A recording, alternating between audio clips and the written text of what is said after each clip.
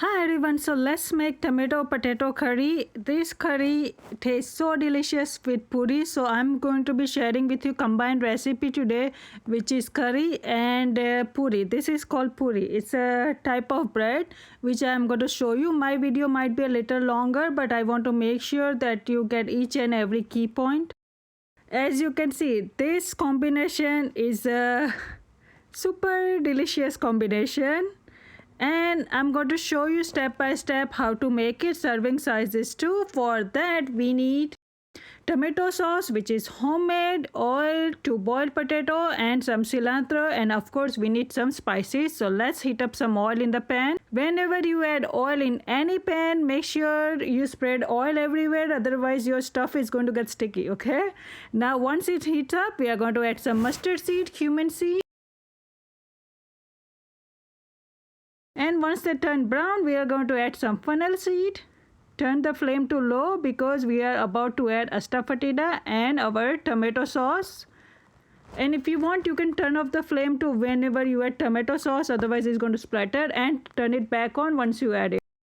Now add some red chili powder, coriander cumin powder, and some cilantro, which is optional because I have plenty of them today. That's why I kept adding them for the each and every step. Add some shredded ginger. Stir it really well. Turn the flame to medium.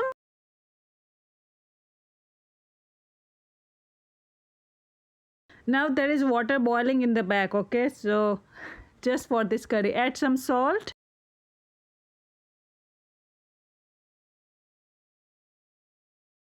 Now close the lid and cook it for 3 to 5 minutes. Now for this curry, if you want, you can also take 2 tomatoes, okay, and grind it, make a puree and add it to it.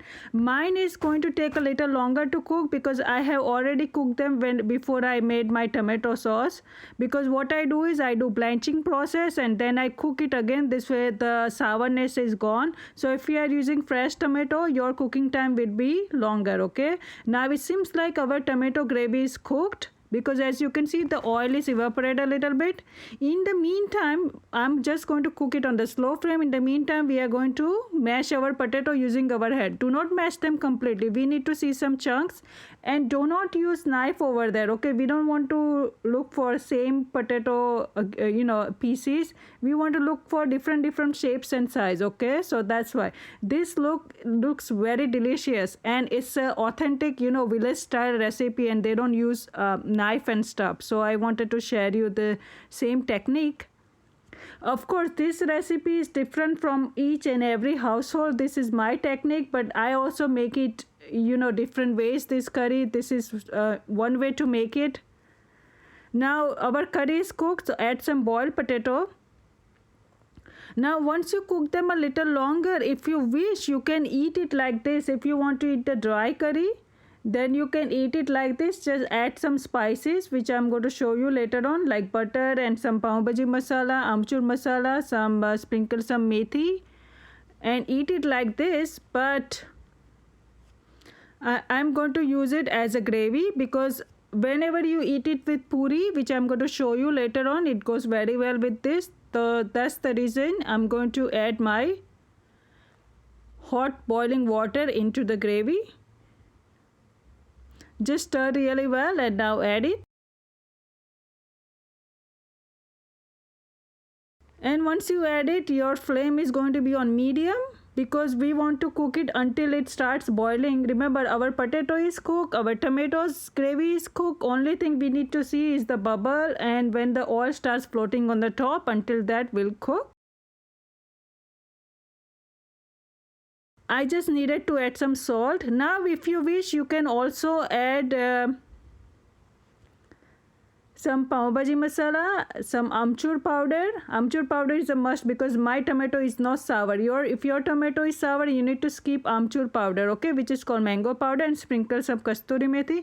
If you want, you can also add another ingredient, which is fennel seed powder. I did not have it, okay, that's why.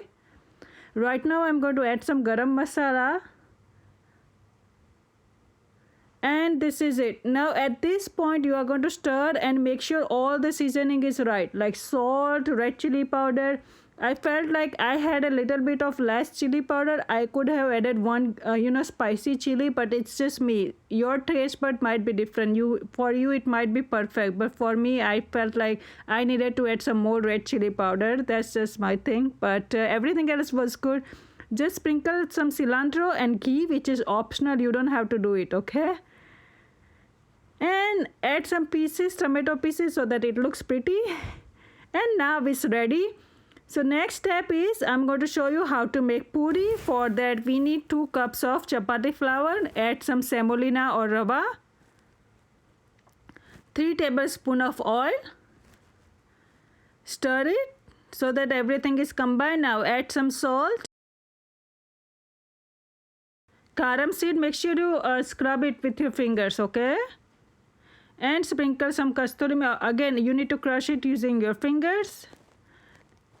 And now add water gradually, okay? Because we are looking for stiff dough. If you make the soft dough, what is going to happen is it's going to absorb so much oil and it's going to be very greasy, unless you are okay with that. But traditionally, the puri that we make, it should not be greasy, okay? So even though we fry it, it's not going to be greasy, because we are going to make the stiff dough. As you can see, I'm having hard time, kneading it. It's not soft, it's hard dough, okay? Take least amount of water that you can use. So I have used for 2 cups of flour between half to 3/4 cup of water, okay? Less is good. Now cover it with the plastic wrap, otherwise it's going to start getting crumbly from the top, and we don't want that. So now after resting 15 to 20 minutes of rest, we are going to knead it again and make it into soft dough. And now divide the dough. The rest of the dough is going in the fridge, in the plastic wrap. Make sure to cover it tightly, and you can use it the same way, okay? I'm going to show you. Just take it out to the room temperature, bring it to the room temperature, and make puri just like in this scenario. But over here I didn't have to. Just half of the stuff is going inside, rest I'm going to use it now. So whenever you make the dough, make sure you use your 2 palms to roll it really smooth, because if they are crumbly, you are not going to be able to roll it really well. So I also use this technique. One was the knife technique to cut them into a little dough, but this technique I like it. That's what I use. Now use as much chapati dough, as much puri dough that you need, and rest of the dough is going on the side until you are ready to use them. So now my first one, as you can see, it was bad because it was getting crumbly. It's getting crumbly means it's not going to flop up in our oil. So that's why I have to smoothen it up, so that it gets fluffy. That's the whole concept of making puri. And now as you can see, it's not getting crusty from outside. See, it's a little smoother.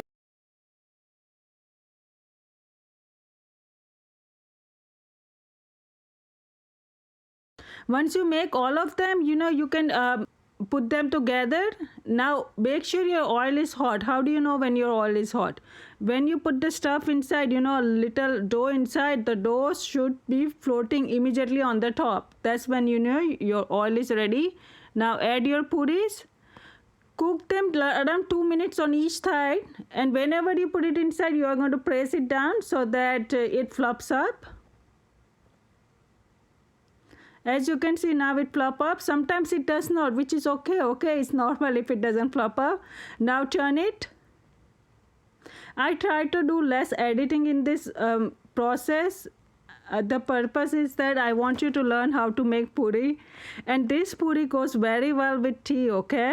Tea and kids' lunch boxes too. My kids would take it for this lunch boxes, but they would rather have spicy. But this one I'm making it for sabji, so that's why I didn't make it spicy. Usually you would add some black pepper to make it spicy for kids' lunch boxes, but for now I did not.